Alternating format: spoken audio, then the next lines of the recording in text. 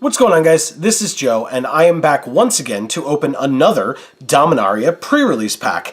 As you may have seen last week, if you watched my opening of a pre-release pack last week, I'm hunting for value because it has been kind of a long time and I'm a little upset about it.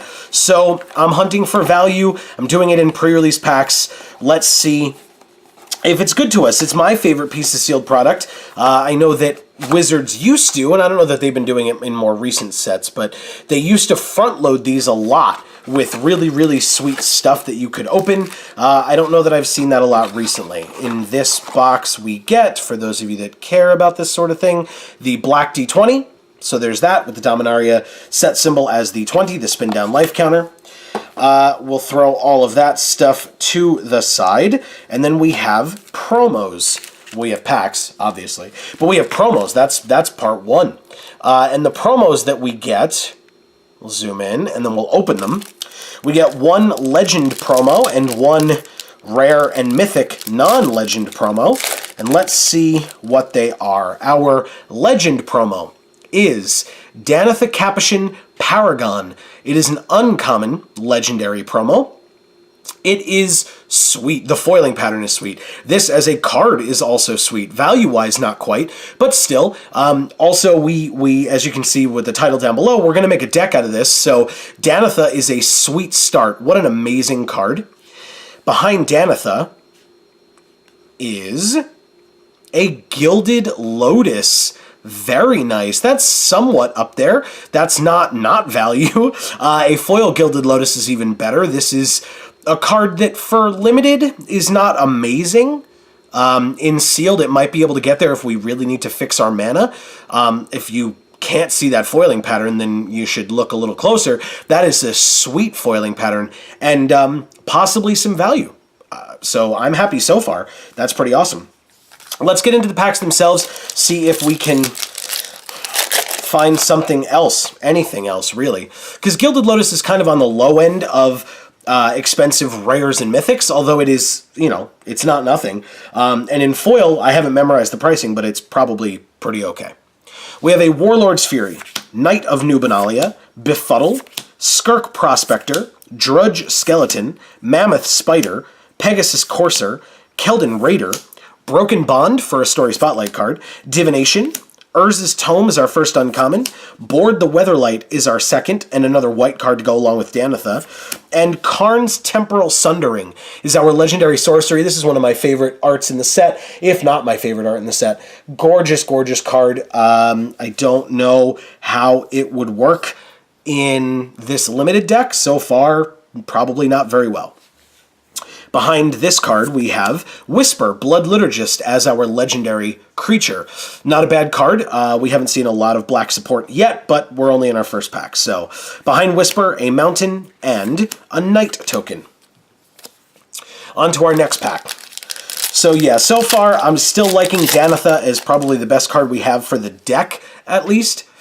We have an Artificer's Assistant, Llanowar Envoy, Caligo Skin Witch, Ancient Animus, Power Stone Shard, Unwind, a Deathbloom Thallid, Shivan Fire, nice removal spell, burn spell, Sparring Construct, Serra Angel, very nice addition to go along with Danitha in our white spot, a Sorcerer's Wand, and a Settle the Score, which means we are going to have a legendary rare, which is, or mythic, which is this common foil that is not legendary or rare or mythic. Thanks. It's actually a sweet foiling pattern. It's the Gitu Journey Mage.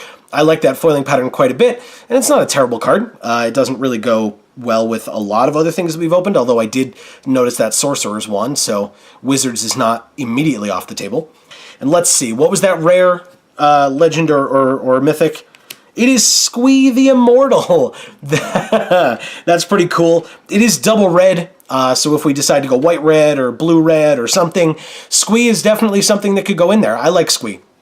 I think it's cool. Despite the memes, like, I think Squee is just a cool card. It's a 2/1 creature that you can just play every turn to block very effectively, if he lives long enough to get in for damage, because you don't really care whether he gets blocked or not. So yeah, there's Squee the Immortal. Behind him, a Swamp and a Jaya Ballard emblem. That's not That's not nothing. That's pretty cool. All right, we move on to Tishar, or a pack with Tishar on it. Maybe it has Tishar in it. That would be cool for our deck, although it wouldn't be cool for the value that we're hunting for.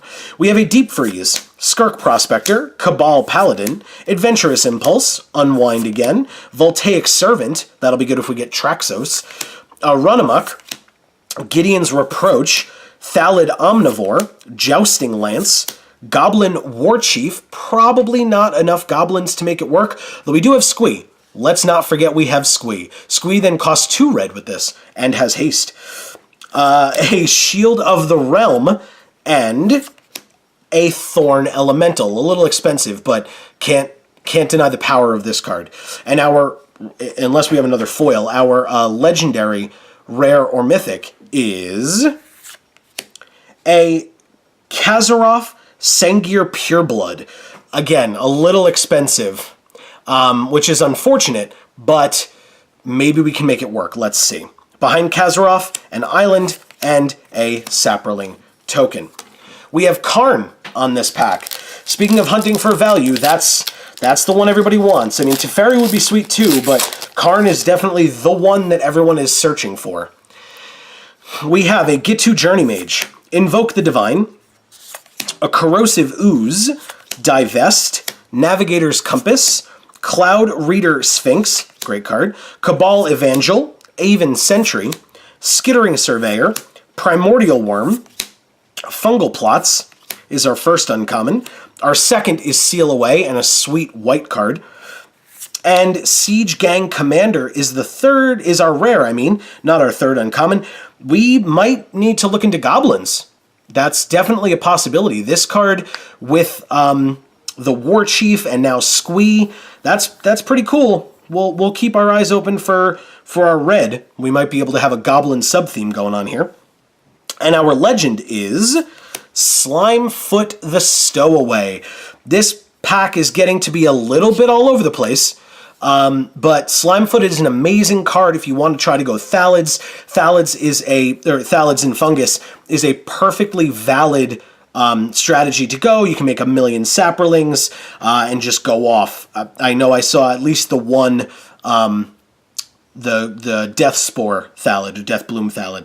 So yeah, I'll keep my eyes open for that. Slimefoot's sweet. A Plains behind that, and a Saproling token.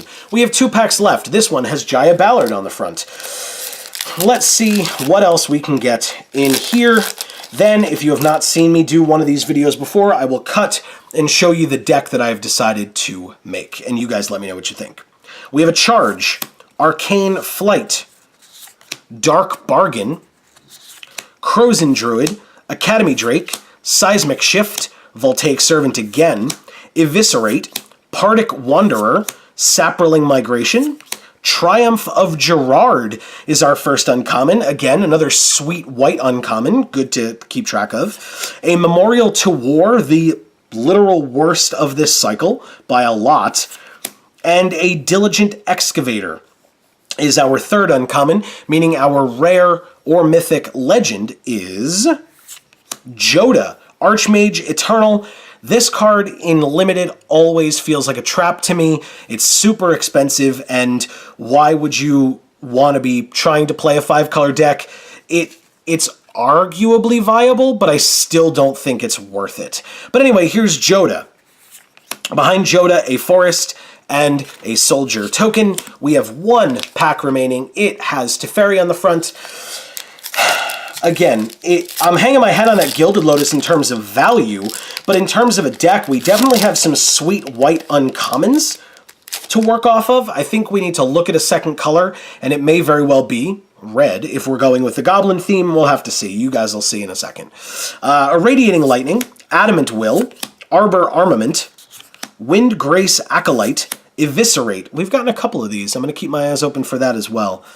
A Pardic Wanderer, Saproling Migration again, Jousting Lance again, Run Amok, Fight with Fire is a sweet red uncommon, Seal Away again is another sweet white uncommon, And Yawgmoth's Vile Offering is another legendary sorcery that we've opened, which means we would have to have a lot of legendary creatures, which we don't have none of, but we would have to see. But here is Yawgmoth's Vile Offering. You guys may have seen, but we have a foil back here.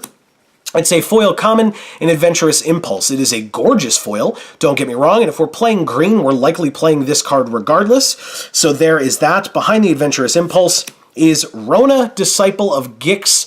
That is our legendary creature for this pack, for this last pack. I don't know. Maybe our blue-black's good enough, but I really don't think so. I haven't really gotten a chance to play with her yet, so I don't know how good she is, but she seems pretty cool. Then behind her is a Mountain and a Saproling token. I will be back in just a second with the deck that we are making, which will likely feature this lady right here. Well, we going aggro today, folks. We've got a pretty interesting deck here. I have to say, none of my gold cards really worked out. Blue and black were very close, but red edged its way out, just being a little bit better. I did go with the Goblin theme because I hadn't even fully realized it, but I have 2 Skirk Prospectors over here. So that's 2 more Goblins to go in addition to Squee and the Siege Gang Commander and the Goblin War Chief. So I think it worked out really nicely, plus the fact that I have things like Shivan Fire, Fight with Fire, and Radiating Lightning for burn / removal spells. I have 2 Run-Amucks in red as well to beef up my creatures. And as I said, we're going aggro. We've got Adamant Will, we've got Charge, we've got Triumph of Gerard to beef up our creatures. We've got 2 Sealaways and Gideon's Reproach to get rid of our opponent's creatures. And then we've got flyers. We've got Serra Angel, Aven Sentry, Pegasus Courser. I put the Sparring Construct in here. Again, it can beef up our creatures. It might be nice.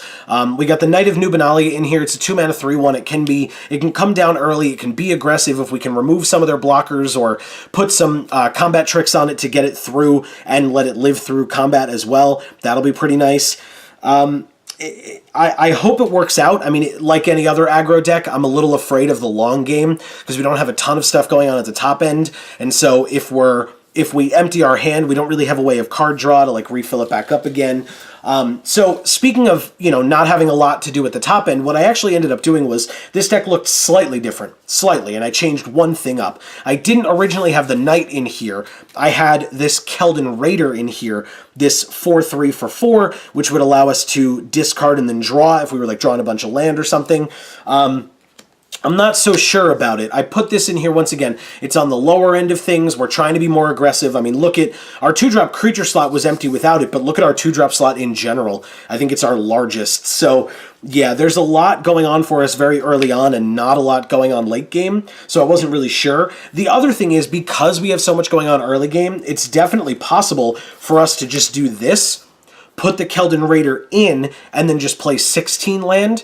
That might be a trap, and so I would love to hear your opinions on that, because I'm not infallible. I might also be wrong. But with all of this 1, 2, and 3 stuff going on, and us only having 5 cards over 3 converted mana cost, it might be a little bit different. Now, obviously, Shivan Fire and Fight with Fire are a little different because they're kicker spells, and so it's nicer to play them with their kicker costs. So at that point, putting 16 land in might be a little bit of a problem for us because we might not get up to that much mana. I mean, this would need 9, which is a huge amount, and this is 5, which is our highest converted mana cost in general. So yeah, it's a little bit tough. I have as my only sideboard card, 1, Invoke the Divine. You guys probably, I mean, you may have been aware of the fact that I opened it. But yeah, we have an Invoke the Divine just in case we run into any really good artifacts or enchantments, any good sagas or like a Traxos deck or something like that. And then the question is, with everything that's going on here, what do you think? Is there a better deck that you saw of things that I opened? Should I have tried to make Slimefoot work? Because, to be honest, there were 2 Saproling Migrations, a Deathbloom Thallid, and a Thallid Omnivore, and otherwise there really wasn't a lot of Saproling synergies going on, which is unfortunate. Green wasn't really there at all. Like I said, black was somewhat close, with the Eviscerates and things like that. But the only other card I have that could go in this deck pretty nicely, especially if we're trying to be aggressive, is this 1 Warlord's Fury. If you think that should go in, and you think I'm foolish for not playing it, let me know where. Let me know what should come out. Maybe the sparring construct? Who knows? Let me know what you guys think of the deck in the comments down below. Let me know what you think of the opening in the comments down below. And also, by the way, I looked it up during the break in between when I opened and when I built. And yeah, technically we found some value in Gilded Lotus. I want to keep it up. So I'm going to be back pretty soon with more pre-release pack openings. I love doing them. I can't wait. We are holding off on the continuation of the Vorthos booster box opening for now on the channel because we're waiting for the story to be done. It will actually be done very, very soon, so stay tuned to that.